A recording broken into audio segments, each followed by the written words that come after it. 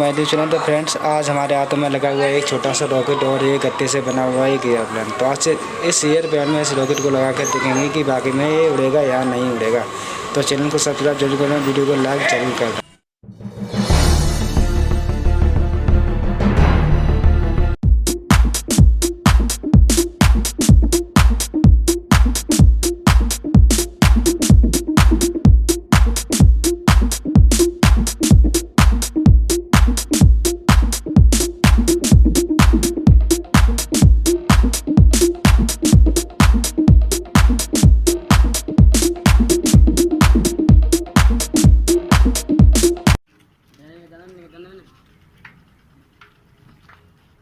आ रहा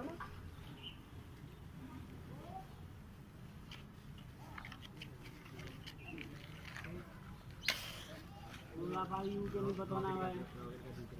देखिए नहीं गिर पड़ेगी, देखिए आओ।